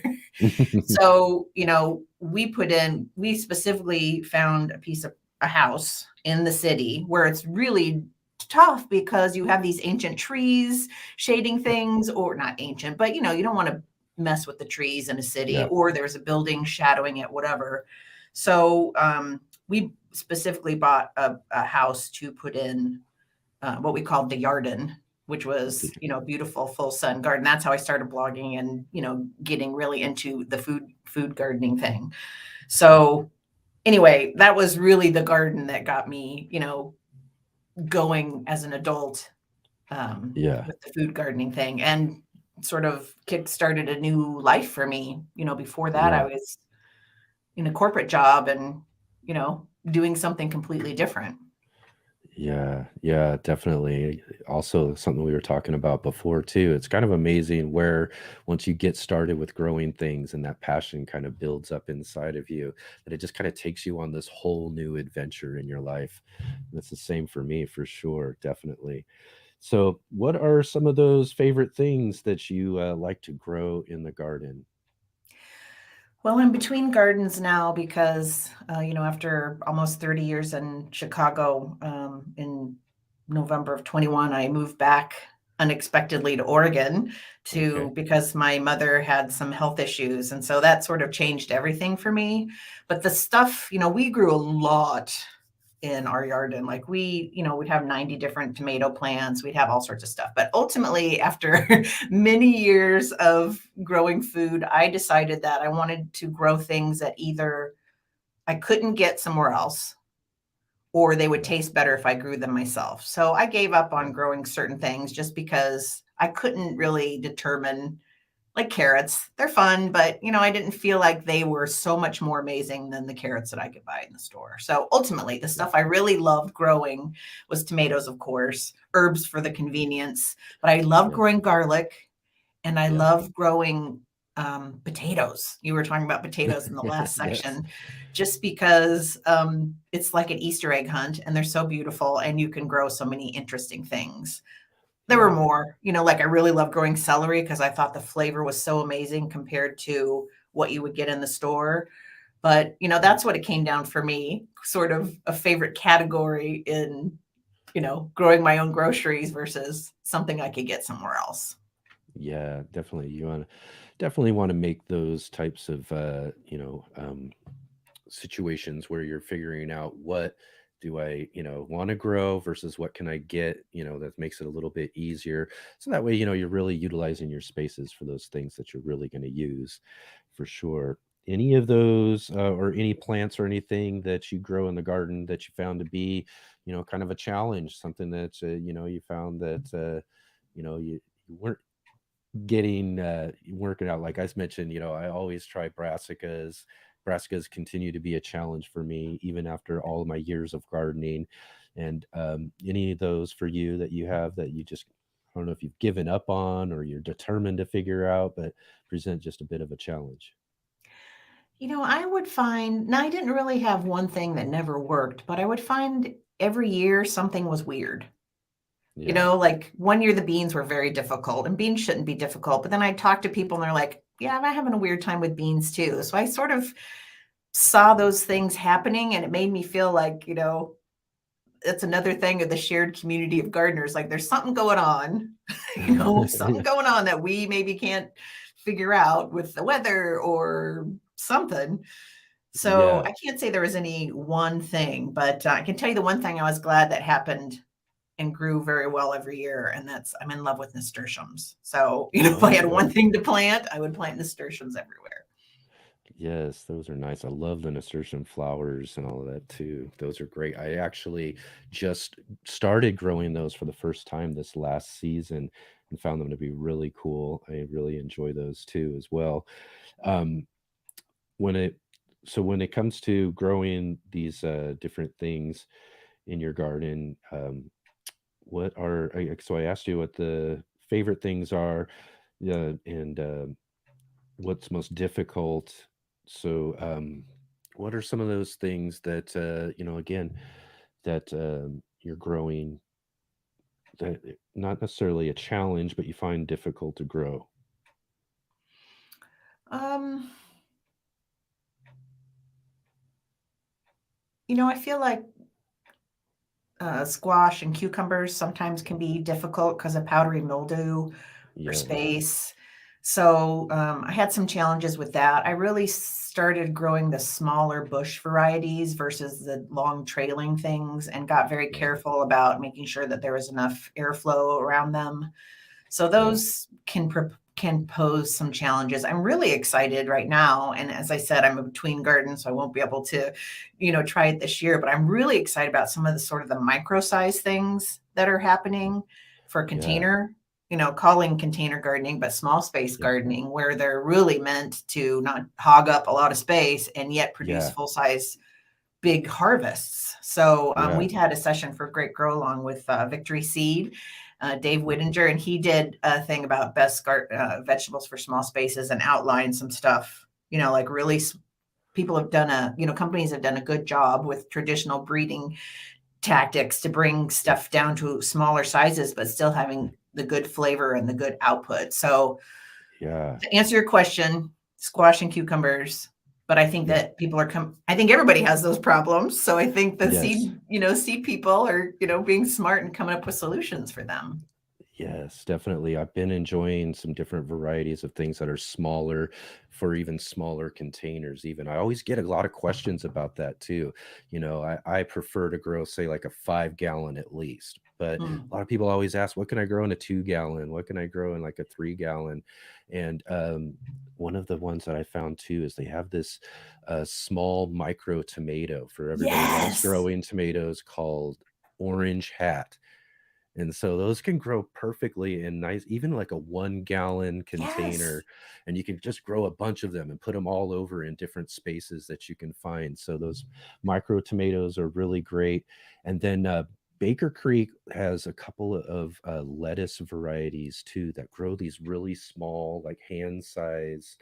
One of them's called Little Gem. Yeah. I'm not sure what the other one was called, but they have these really small head lettuces and everything too. So you can really kind of, really optimize the space that you have in a small space garden. So that really goes in line with what you're talking about. More and more of those type of things would be great.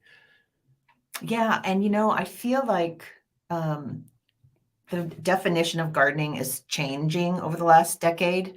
Like I think 10 years ago when we started Peterson Garden Project, the concept of a raised bed was kind of strange because people were very used to gardening being here's the row of onions and here's the row of this and here's the row of this. So people are now used to raised beds. Great.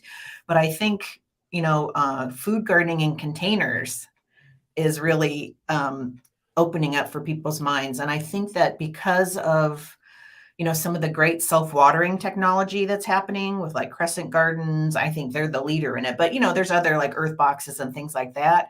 People are Yeah. realizing that they can have a small space, be very productive, and it's not, a ton of work, even just on a balcony. So Okay. that's really been fun to watch the evolution of that. Yeah, that's actually one of my more popular videos that I have on our Urban Gardener channel is how to put together a self-watering, or well, they don't really water themselves, but a water wicking buckets. And we use 5 gallon buckets as a 2 bucket system where you keep a water reservoir in the bottom bucket that, during those hot months just really helps out when it comes to watering because if you live anywhere that where it gets really warm, that you could be out there 2, 3 times a day trying to keep us a container, specifically, watered well enough to not dry out the plant. So these wicking buckets are really perfect for doing those sort of things. So I always can encourage people to give those a try if you have a small space, and you can grow almost anything out of a container. You really can. And that, And I think it's important to keep people interested in gardening because, we had so many people join the gardening family, and during the yeah, pandemic, it needs to be easy because they're not yeah, coming to it necessarily from a father like you or my father Yeah. that, taught us. They're just maybe jumping in and not having that experience. So they're learning from social media influencers, or they're learning from books or what have you. And I think that, Yeah. that ease is Mhm. important, because gardening, especially what you're saying, you can get overwhelmed by weeds, you can get overwhelmed by watering, you can get overwhelmed by pests. So as simple as we can make it for people, the more chance we have of making the world a happier place with long-term gardeners. Like That's we don't right. want people to jump in and fail and not be happy. We want them to, Yeah.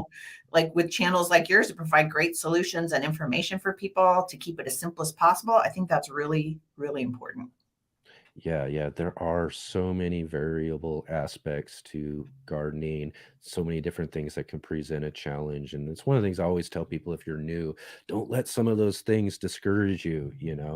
But again, too, having those things that help make things easy, similar to what I was talking about with those wicking buckets, they can be placed anywhere, they can be moved around if you need to, if you're dealing with challenges with your lighting in the sun, like you were talking about, just those sort of things that really help gardeners be able to figure out some of those challenges that they're dealing with. And definitely great. So let's move on now too. So you've been growing and you've been gardening and you've got this different garden experience and all of that, and you decided that you were going to write a book. So what really inspired you to write that book? Start a community food garden. Yeah. Well, I had started Peterson Garden Project in 2010, and I was at the time, working in a corporate job where I traveled 80% of the time. So I wanted to bring my experience as a business leader to my new passion. And I dove in. You talked earlier about how it's easy to dive in and become obsessed with something. And I joined the board of the American Community Gardening Association. And what I noticed is that many organizations were wanting to change their environmental or their community, impact their community with gardens, whether it was a food garden or, just a green space or what have you. And a lot of organizations were popping up like ours, Peterson Garden Project, a lot of nonprofits were happening, and, people really wanted to use gardens to, create resilience in a lot of ways, a lot of beautiful ways. And so what I was seeing is that everybody was sort of going through the same poodle hoops, and there was no resource to learn how to mitigate challenges or just make things happen faster. Like I really wanted to share what I had learned with Peterson Garden Project. And, one of the reviewers, it was, one of the top 10 books of 2014, but one of the reviewers said, I'm not sure this is a book about gardening because the author doesn't talk about plants till page 146. And, as you saw, it's like, how do you do an agenda? How do you keep volunteers engaged? These are all sort of the nuts and bolts things that when people think community garden, they think plants, like we're going to be able to grow plants. But exactly, if you don't form that community and make it easy on the organizers and, the volunteers, then the longevity of it is maybe a little shorter. So that was the genesis of it. And I was at an event and ran into Timber Press and just said, how come there's not more gardens about community, or more books about community gardens? And that's how it started. They're like, well, why don't you write one? I'm like, okay, that'd be fun. Writing a book is quite an ordeal. Yeah. We had already written and self-published a book for Peterson Garden Project called Fearless Food Gardening in Chicagoland, which was to make it as simple as possible for urban gardeners that had, maybe never grown before. So I kind of knew what I was getting myself into, but it was a lot. It was a lot to write that book. But I'm so happy when I hear stories like yours, or, sometimes people randomly send me like, I saw your book at the library, or I got your book and it changed how we did our garden. It's really nice to be able to hear those stories. Yeah, it was definitely a really helpful book for us when we got our community garden started here locally. And that was one of the things that I think that was great about the book, as you explain. It's not necessarily about how to grow things, it's not necessarily about plants, it's literally about getting something started, how to organize, how to put those things together so that you can have something that's available in your community. And then once you've got that started, and like we saw in our community garden, was all of these people who had never really gardened before, because they were walking by as we're getting everything started, seeing it all come together and everything, and then started signing up to have their own garden plots.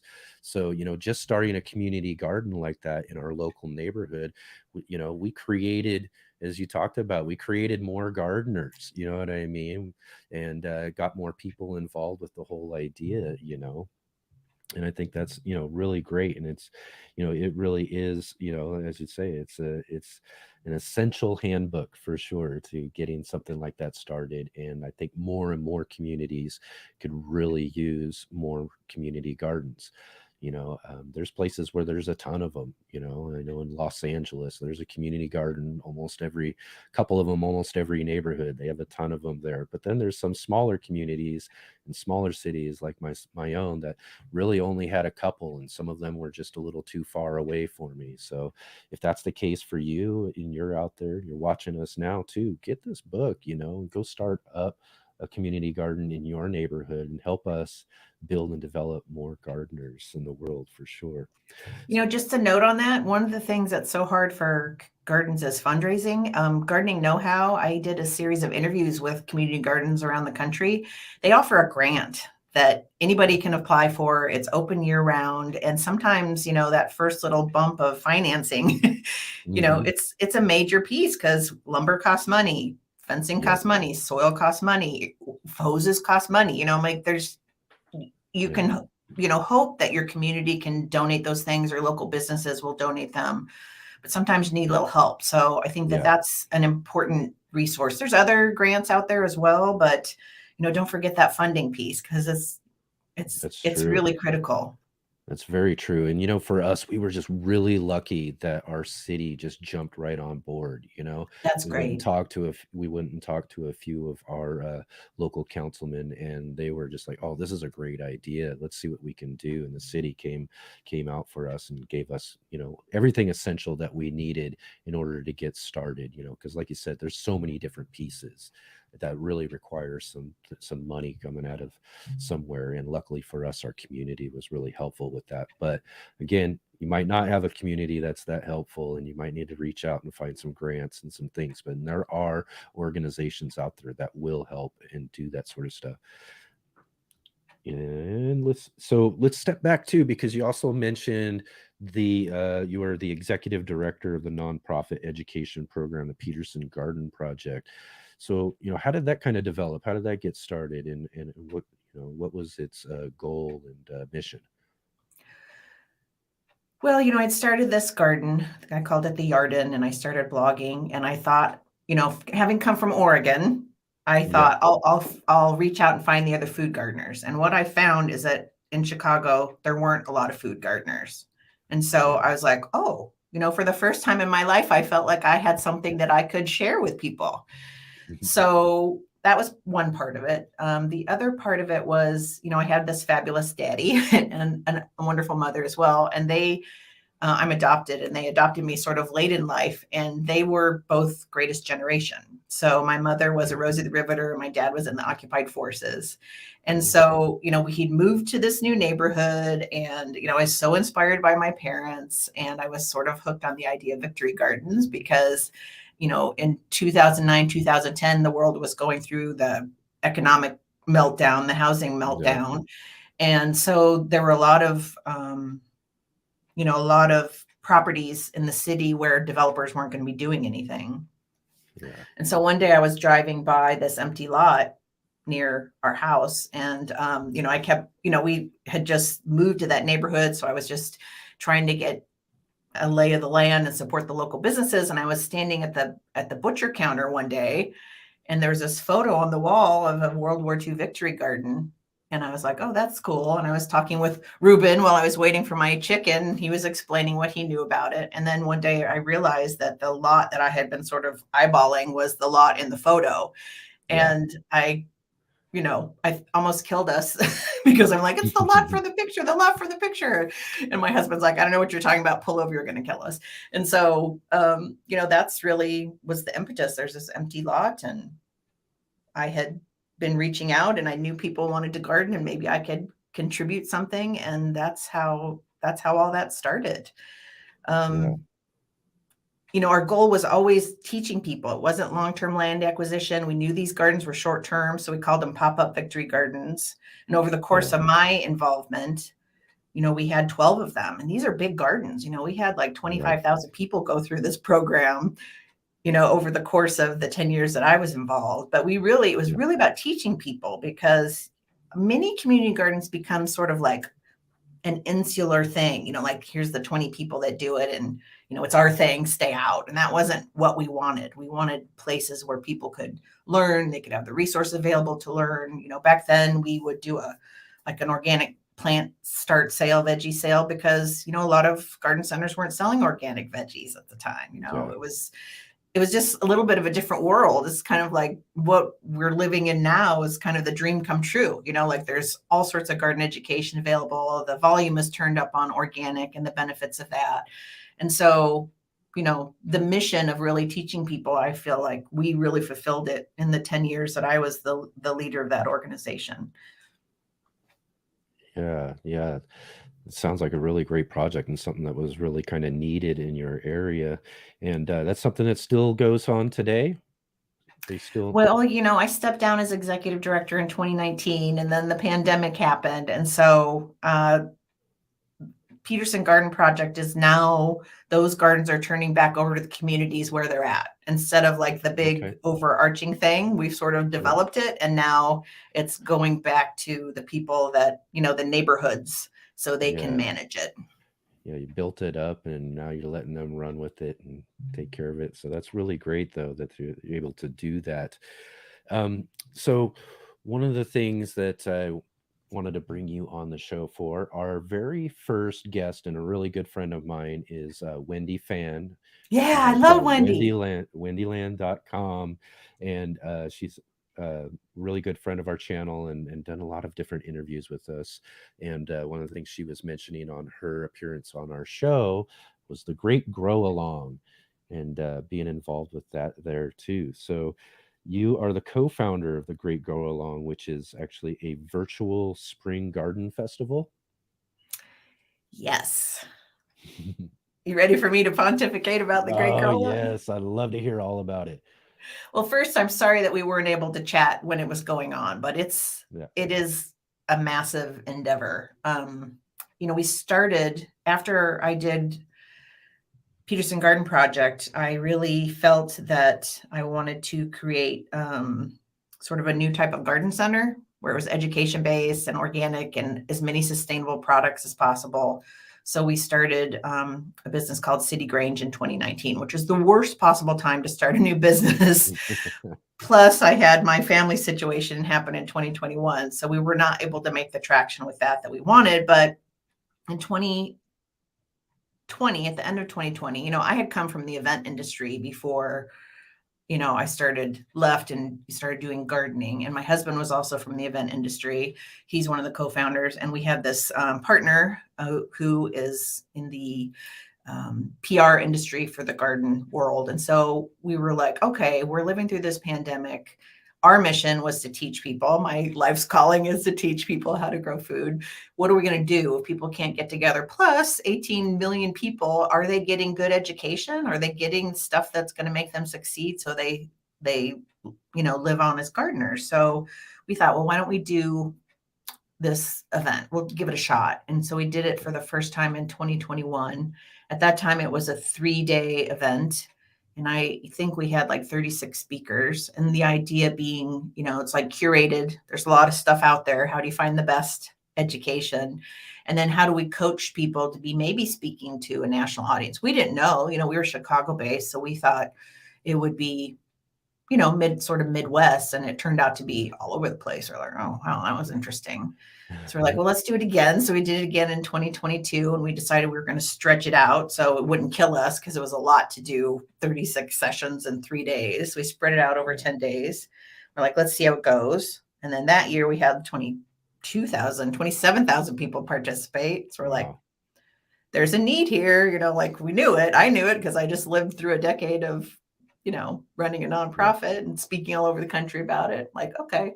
And so this year we did it again. We did the same 10-day format. We, find the best speakers like Wendy and, people that are recognized, socially, but also authors and horticulturalists. We just really want the best content for people. And so we just finished on the 19th, and this year we had 56,000 people participate.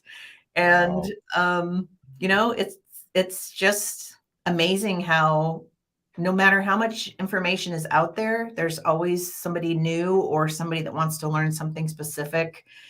People really like long form content. It's like what you're doing. There's so much right now, like short form content on social or what have you, but people like to get together and learn and have an opportunity to chat together. And, people spend an average of 27 minutes viewing those sessions, which is kind of unheard of in the, the doom scroll society that we live in, just the fast pace. So so we just finished the event and it was a wild success. And now we're planning for 2024. And it's exciting. Yeah, it's really great. I really like the whole idea of it too. Like you said, it's a virtual festival. There's so much going on, so many different speakers talking about all sorts of different aspects of gardening, and you guys put it together really well. I really enjoyed some of the sessions this year. Well, thank you. And really looking forward to what you got growing on with it this next season as well too. So again, I encourage everybody who's watching too, you can check out down below to a link to the Great Grow Along. I believe that's at just greatgrowalong.com, right? And check out all the different things that they've have going on this year. And are these still available online? Are there We left them available till the 31st. So people, if they couldn't catch it live, they could watch it. And now it's on demand. So if people are interested in that, we have all 3 years, like 100, 90, 120 great sessions. So it's available on demand as well. Excellent. Yeah, so definitely go check that out and check out some of the great different speakers that they have. You can go and check out our friend Wendy Fan as well too. She puts on a great session. She's really good speaker and really gives a lot of great information. She's probably one of my favorite small space gardeners. It's just amazing what she can do with just a little bit of space. So who are some of your other favorite small space gardeners?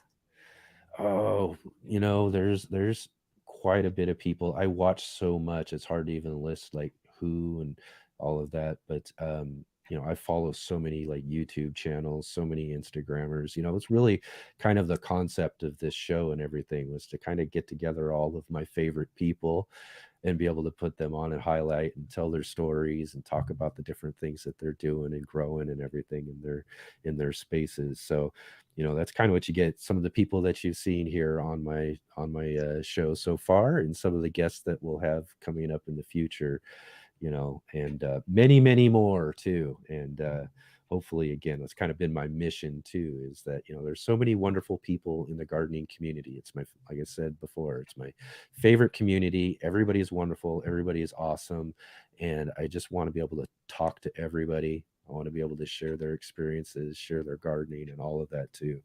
So, well, can I just say kudos to you I know how hard it is to do a virtual event and the organizing and all that, but kudos to you for doing it on a weekly basis because, like Joey was saying, it's not just the hour, I'm talking a lot, so maybe a little bit more than an hour today, but, it's not just that. It's, as you say, the passion for the people, it's the organizing, it's the promotion. It's a lot. They've been doing it for 7 years. Mike Novak's been doing it for a long time. You've been doing it for a while.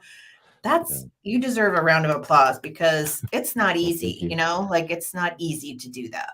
Yeah, it's not easy. And I can't do it myself either too. So the round of applause is also shared with my wonderful producer Asia, who's just right across the way helping us handle everything here too. And then in the chat too, our moderator and other producer that we have, Michelle, she's just awesome as well too. And they really helped me put together this show. And like you said, it's a lot of work to do this sort of stuff. We put a lot into it, and I'm sure as you can tell, just through our communication, emails get lost. You're trying to make sure things are all lined up just right. There's so many things that kind of create a little bit of pressure when it comes down to it. But Yeah. when the cameras go live, we were all about having fun and enjoying ourselves and having a great conversation about all of our fun that we have in the garden and the different projects that we get to do. And again, I'm just really thankful for you and your book and all of the different things that you do to organize all of those great gardeners for your great grow along, another just wonderful event.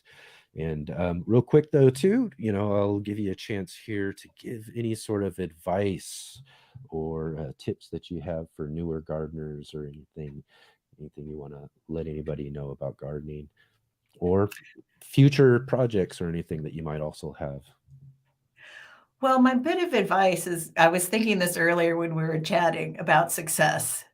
New gardeners' enthusiasm sometimes is a barrier to success. I Yes. so many times had people where you had a 4x8 bed and people would come with enough plants for 5 times as that. The enthusiasm new gardeners have is so great, but it also, sometimes makes them tired, makes them not succeed, makes them learn some tough lessons. So I would just say, That's right. take it easy on yourself. It's not a marathon. It's not a sprint. Yeah. It's a marathon. Just start slow, start with the stuff you want to eat. And then you got time, you got time. Don't let that spring fever make you crazy. So that would be my advice for new gardeners. In terms of projects, we're doing this, the Great Grow Along this next year. We're going to have even more sort of beautiful, inspirational content, because there's a lot of how-to stuff out there. We want to have how-to and have it be the best how-to, but also just, let people see stuff they might not see otherwise. Because having been in the garden world now for, 15 years, as there's a lot of amazing stuff out there. There's a lot of amazing public gardens. There's a lot of amazing trial gardens. There's a lot of amazing just ways of thinking about problem solving and stuff like that. So I'm excited about, the evolution for the next year. I'm really excited about this. There's a potential we might do a UK version. And I am very much an Anglophile, especially when it comes to their gardens. So that could be a lot of fun. So I'm hoping that that's going to pan out. The other thing I'm really excited about, having written books, and many of our speakers this year, I think 22 of our speakers were also authors. That process of turning thoughts in your head into a tangible thing is a very strange process. It's like being part of a weird club, So we had started a channel on our YouTube channel called Garden Book Joy, where I'm talking to garden authors about their books and that sort of process. So we're going to get back to that now that the event's over. And I also feel very passionate. I went to University of Oregon and I volunteered on an environmental publication for many years as a college student. And it's always, growing up in Oregon and being around the beauty, and it's very environmentally friendly here. It always has been, like my parents composted and didn't think it was a thing, you just did those things. You're very frugal with recycling and reusing stuff. And so I'm really interested in the sustainability aspects of how we change the industry, if you will. Many of our sponsors this year have a sustainability bent to what they do, and it's not easy to do. So I'm doing a session in April at with GardenCom, which is an association for garden communicators. And if you're not a member, then let me talk to you about that offline at some point. But we're talking about some of the challenges, like consumers want sustainable products, but the speed to getting them to be truly sustainable and not greenwashing from an industry perspective is tough. So I'm excited to start talking about that, help consumers know what those products are, but also understand the challenges of bringing something to market. You can't just snap your fingers. There's supply chain, there's production issues, there's distribution, there's awareness, there's all of those things. So I'm super excited to start that conversation. So, we can, as a community, think about sustainability in the garden. Yeah, yeah, you got so many awesome things, and you're so right about all that behind the scenes type of stuff when it comes to all the different things that go on, whether it's doing a show or putting out some sort of product or writing a book, and doing all those things, starting a community garden, and it's really great that you're involved with a lot of that stuff and help people understand those sort of things that as that process is going through. And really awesome for you to join with us here and talk about all of these great things that you've got growing on. And really enjoyed having you here, Joy. And thank you again for being with us here on the Let's Get Growing show. I appreciate it. And I know that I was probably a problem child trying to get you the information you needed. We had some junk mail issues, but I appreciate your tenacity, and I think you're doing a great job. And, this movement with gardening and people finding common ground, pardon the pun, but common ground, no matter what their demographic is or their politics or their location, I think, as I said before, the world's a happier place with more gardeners in it. So thanks for doing your part in making the world a happier place. Oh, awesome. Again, thank you so much. I really appreciate the compliments, and I have just as many for you and all the work that you do. And again, being such a big part of my garden experience and everything too. It was definitely awesome to be able to get you on for our first season of our show because, again, like I said, you had a big part to play in how I got started gardening with our community garden. You really wrote a really great book, and I encourage everybody as well to go grab this book, buy it, organize, get together, put together a community garden in your community, and help us grow the gardening community with more wonderful gardeners. It's really awesome. And thanks again, Joy, for being here with us. Thank you. I look forward to talking in the future. Awesome. Excellent. All right. All right. What a great conversation with Joy there and talking about all those different things. And she's absolutely right. We want to grow more wonderful gardeners in the garden community. There's such, so many great things and so many aspects of gardening, even though there might be some challenges and some things that we need to overcome when it comes to gardening and all that, especially if you're new to gardening. Gardening is really fun. It's enjoyable. It's a passion that, that really just grows on you once you just get started, putting your hands in the soil and getting something growing. And it's something really wonderful to see, again, as we talked about how, once you get started with gardening, that passion grows and then kind of just leads you into different places, like we talked about with Joey and Holly. Next thing you know, you got a radio show, or, with Joy, you're writing a book, or with our guest Carly earlier, you're starting this Instagram and people are paying attention to what you're doing, and you're really helping contribute to some really great things when it comes to the garden community. And we want to really thank again all of our awesome guests, Carly McQuarrie of the Little Green Shoot from Instagram, Joey and Holly Baird of the Wisconsin Vegetable Gardener, and LaManda Joy, author again of the Start a Community Food Garden. Such a wonderful, great show. Be sure to check out all the links down below in the description to all of the things that they've got going on, and you can go and follow them and let them know that you saw them here on our show, the Let's Get Growing live show. And so I hope you all have really enjoyed our show today, and be sure to give us a big thumbs up for all of the great guests that we've had here on the show. And again, hit that subscribe button so you can follow along with all the different garden adventures that we have here on the Urban Gardener channel. And also share. Be a friend and share this with all of your friends and let them know that we're here each Saturday morning with some really awesome guests and great gardening conversations. Next week, we'll be talking with author of the book Leaf, Your Troubles Behind, Karen Hug. as well as our channel of the week, Wicked Awesome Gardening. Danielle will be joining with us, and we're going to be following Homesteading RD on our Instagram segment. So be sure to join back with us again next Saturday at 11 a.m. Pacific Standard Time. That's 2 p.m. Eastern Time for all of you on the East Coast. And I hope from all of us here at Let's Get Growing that you have a great week. And we'll see you all again next Saturday.